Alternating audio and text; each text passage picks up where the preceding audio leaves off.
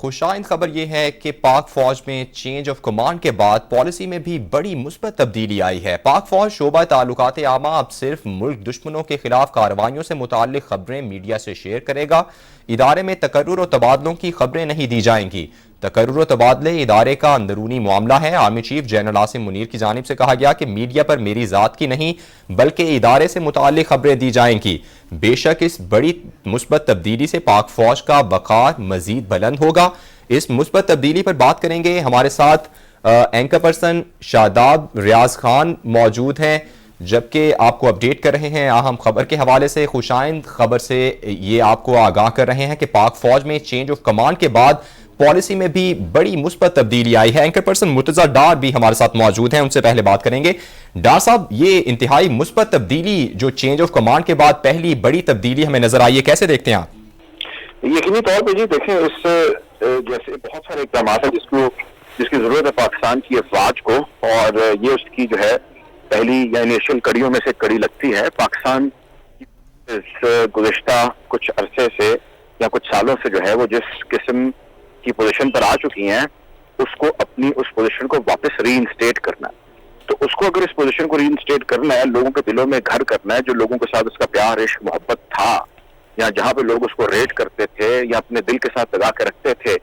وہ بات عیاں ہے، دیٹ از دیئر۔ اور اس کا ذکر میں نہیں، اس کا ذکر سابقہ سالار بھی کر چکے ہیں، D G I S P R بھی کر چکے ہیں، اور مختلف جگہوں پر اس کی اسٹیٹمنٹ سے حوالے سے باتیں موجود ہیں۔ اب جب اس نے اس پوزیشن کو وہاں پر ری انسٹیٹ کرنا ہے جو کہ اس کی ضرورت ہے، کیونکہ ہماری فوج ذرا کرائے کی تو فوج ہے نہیں، یا ہماری فوج ایسی فوج تو ہے نہیں جو اپنی سروسز دے عوض جو ہے وہ پیسوں کے، تو ہماری فوج لڑتی ہے، ہمارا جوان لڑتا ہے جذبے سے، عشق سے، محبت کی خاطر، تو وہ بڑا ضروری ہے، اور فوجیں یوں ہی لڑتی ہیں۔ اب جس طرح یہ اقدام ہے، یہ اسی چیز کی نشاندہی کرتا ہے کہ جہاں جہاں پرابلم تھا، جن فیصلوں میں یا جن چیزوں کے اندر، ان کو ریکٹیفائی کیا گیا، کرنے کی کوشش کی جا رہی، پہلے آئیڈینٹیفائی کیا پھر ریکٹیفائی کرنے کی کوشش کی جا رہی ہے۔ اور اگر جیسا کہ اس وقت موجودہ کور کمانڈر صاحب اور سابقہ D G I S P R صاحب نے ملاقات کی ہے کچھ صحافیوں سے، اس کے اندر انہوں نے ان کا اظہار کیا ہے کہ آن ورڈ جو ہے وہ فوج کے آپریشنل جو معاملات ہیں اس کے حوالے سے، یا جس قسم کی کوئی خبر آ جاتی ہے کسی شہادت کی یا زخمی کی، یا کہیں کوئی ایسی کوئی انریسٹ ہو جاتا ہے، کوئی پرابلم ہو جاتا ہے کسی بارڈر کے اوپر یا دہشت گردوں کے ساتھ، اس کی ہم ایزیوم کریں کہ خبر آئے گی، اور وہ صرف ظاہر خبر کی حد تک ہوگی۔ Other than that within the army یا ود ان دا سروس کیا چل رہا ہے، کس کی کہاں پر ٹرانسفر ہو رہی ہے، کس کی کہاں پر پوسٹنگ ہو رہی ہے، ایسی بیانات نہیں آئیں گے۔ اس سے پہلے ہم نے دیکھا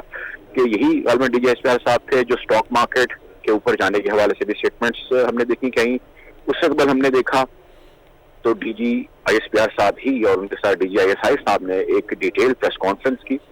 اور اس کے اندر نام لیے بغیر جو ہے وہ سیاستدانوں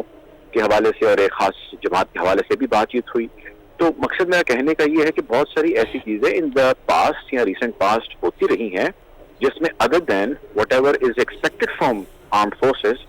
چیزیں، اسٹیٹمنٹس، بیانات یا خبریں آنے کا سلسلہ بھی جاری تھا۔ اب دیکھنا یہ ہے، غور یہ کرنا ہے کہ جو یہ کہا جا رہا ہے کیا یہ ایز اٹ از ہی ہوگا یا یہ ایز اٹ از نہیں ہوگا، اس میں کچھ حد تک کوئی امپرووائزیشن ہوگی، کوئی تبدیلی ہوگی۔ سو اس کو ایک اچھا اور احسن قدم سمجھنا چاہیے، اور تمام دنیا کے ممالک یا زیادہ تر ممالک کے اندر یوں ہی ہوتا ہے، اور شاید اتنا بھی نہیں ہوتا۔ تو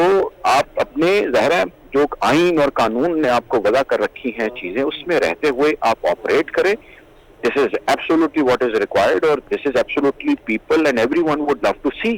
ہمارے ہاں ویسے ہی بہت سارے چیلنجز اس وقت موجودہ جو فوج کی لیڈرشپ ہے اور جو نئے سالار ہیں ان کو ہیں، ایکسٹرنل بھی ہیں اور انٹرنل بھی ہیں۔ دہشت گردی کے جو واقعات اس وقت سر اٹھا رہے ہیں، دہشت گردی کی جو نئی لہر نے سر اٹھا لیا، بلکہ اس سے نبرد آزما ہونا ہے۔ جہاں پہ فوج کا امیج ری انسٹیٹ کرانا ہے، لوگوں کے دلوں میں گھر کرنا ہے، وہیں پہ امن و امان بھی بحال رکھنا ہے۔ وہیں پہ اقتصادی چیلنجز ہیں، کیونکہ فوج ظاہر ہے مفت میں تو چلتی نہیں ہے، فوج کے ساتھ جو ہے وہ پیسے لگتے ہیں، ایک ایک جو ہے وہ گن کی قیمت ہے، ایک ایک اکوپمنٹ کی قیمت ہے، ایک ایک فوجی کی قیمت جو ہے ظاہر ہے وہ کھائے پیے گا، اس کے اوپر پیسے لگیں گے، ٹریننگ ہوں گی تو ظاہر نظام آگے چلے گا نا۔ تو اس کے لیے